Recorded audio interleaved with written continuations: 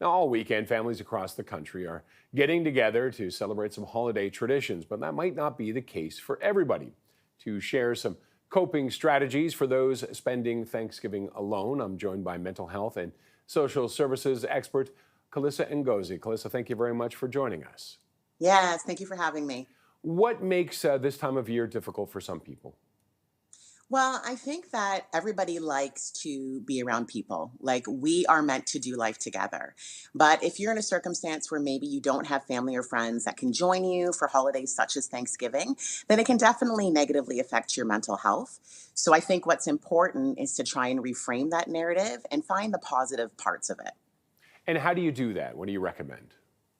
Well, I think that, like I said, we're not meant to do life alone. So finding social groups that are maybe doing things like Friendsgiving.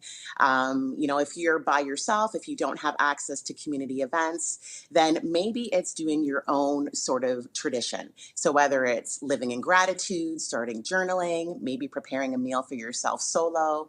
But I think that definitely just making sure that you know that it's okay that you're alone on Thanksgiving. There are ways that you can cope, but you have to embrace it as well.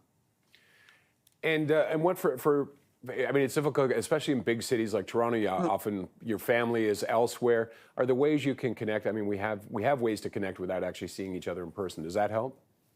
Oh, absolutely. I mean, we can connect on Zoom, on FaceTime, but I think it's also important to note that sometimes the holidays can not be a great space for us to be with family.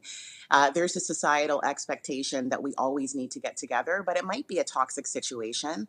So I think it's important to note that it's okay to protect your peace, and maybe hanging out with family isn't such a great idea for you, but hopefully you can expand your circle to friends or coworkers, and other people that share that same sentiment. And these tips we can go through. It's not just the holidays. I mean, we're getting into the time of year when we're losing daylight. It's dark. We're not getting out as much, not seeing friends. These tips can carry through. Oh, absolutely. I mean, we have daylight savings coming up in a couple of weeks. And like you said, it's starting to get dark early. So people can definitely suffer with depressive moods, anxiety, depression, all of those types of things. So getting out there and trying to make connections can definitely help with improving your mood. And what can friends and family do? What should you be looking for when you know someone's going to be alone? Well, I think reaching out is the first step and asking, like, hey, I have an extra seat at the table. Like, do you want to come and join us? There's are some people that will accept that with gratitude, and other people actually prefer to be alone. And I think that we need to understand that, accept it, and also respect it.